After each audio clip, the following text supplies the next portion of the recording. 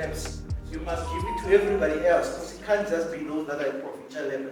There are those who serve in the district, there are those who serve at local level. There are those that serve around the country, because once it is given to Gauteng, it must be given to all of them. And we need those resources to go to attending to the issues relating to HIV. So where do we actually use these resources? And it comes to the issue around data that we use. Hi everyone, my name is Nomonde Ngema. Hi, show me your number. My name is Sihle Mahonga. My name is Ngaatendwe. Hello, my name is Mabalani Mfundi. And I am the Her Voice Fund Ambassador of South Africa. And amongst my many other roles, I am also the PATA Youth Advisory Panelist. I am also a digital health creator and a girl living with HIV. I use my story on social media to advocate for other girls just like me. I am the Executive Director at Show Me Your Number. I also serve as the Sherpa for the C20. I'm part of SANAC Civil Society Leadership. And I'm the project coordinator at the TB Accountability Consortium. I'm a black woman who was raised by a woman who was raised in the rurals. And so there's a lot of understanding of what I understand of being a woman who is from rural areas. I also support the TB Technical Task Team, as well as being part of the Rural Health Advocacy Project, to which TBAC is actually a consortium partner of. I am the Advocacy and Marketing Manager for AIDS Healthcare Foundation, supporting South Africa. As AIDS Healthcare Foundation, we have a program called Girls Act. This is a program for young girls between the ages of 10 to 24. And through this program, we are capacitating and empowering young girls to champion for their own issues. Information is available, consume the information, engage with our leadership so that the messaging that they provide for you lands well with you. Lend your voices into the spaces that you need to see the change. I want to encourage you to be ambassadors and advocates for the services that you need. We talk about setting up AYFS, adolescent and youth-friendly services, but how do we do that if we don't know what the young people want? And then I want to say, lastly, for young people, your health is wealth. You are the hero of your own health. Seek out the services to ensure that you are safe all around. Use a condom.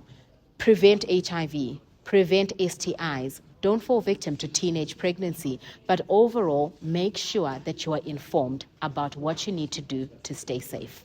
I think firstly, representation is always important. Just like I had a model that I looked up to say, you know what, I would like to use my voice in that certain way. I also now stand just as that for other young people. I think something essential to note is that every young person has a voice. I don't need to speak for anyone, but I can amplify what they want to say. I don't stand just because I have a voice and a platform as someone who's now going to tell their stories. They have to tell their own stories just like I tell my own story. And so the way that I do my advocacy is to make young people see that nobody should tell your story. You should tell your story the way that you want to, lead it. And that is what youth-led advocacy looks like. It's inspiring other people to tell their stories, to lead from where they are. And advocacy looks different for all of us. If I'm a public speaker, maybe someone else is a creative in terms of, maybe they paint, maybe someone else is a rapper, and that is also advocacy. Advocacy is not just one thing. It's very diverse. It's a big space. And our stories can kind of blend in any way that we want to.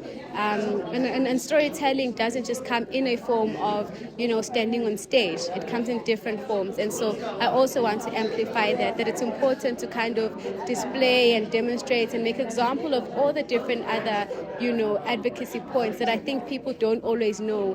When they think advocacy and storytelling and owning your story, they think big platform. But it's challenging someone who has been gossiping and making assumptions about your HIV status. It's doing it at home when, your family is bullying you and stigmatizing you. That is owning your story. It's in the small spaces where you're unseen. It's alone. It's with yourself. It's owning your story to yourself and standing up to yourself when you're internalizing, stigma. It's standing up to other people and standing up before other people and alongside other people. Thank you. Why I think, young people should be a part of access to healthcare? Well, young people have energy. They have a certain drive, a passion, and a fire. And I think one of the things that young people have are they are not able to hold back what they truly feel. And that's definitely a power.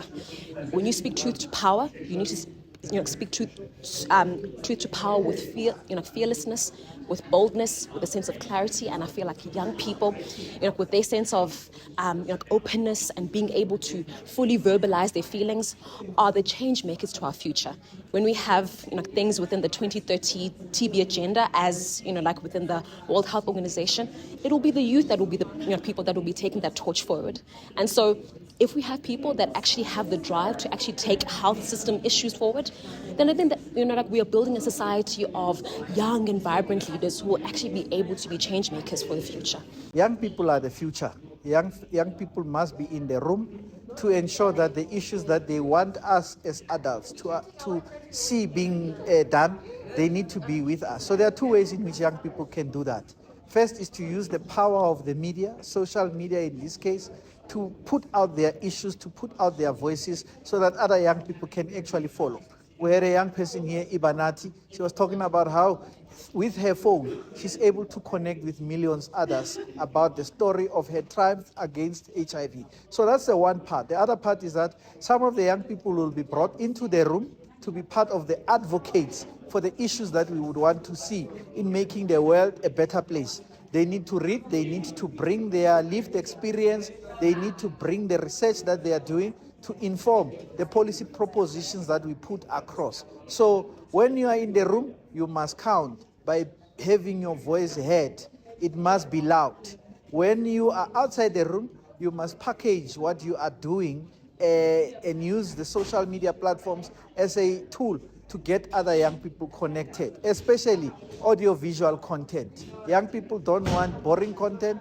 They want content that speaks to what they like, what makes them laugh, what makes them cry, so that they can learn and connect. This is a platform for them to be trained on public speaking, on advocacy, and for them to be aware of conversations that we have in meetings where they do not have the opportunity to or are included, so that they are able to challenge the narrative that young girls should be told about what to do instead of involving them.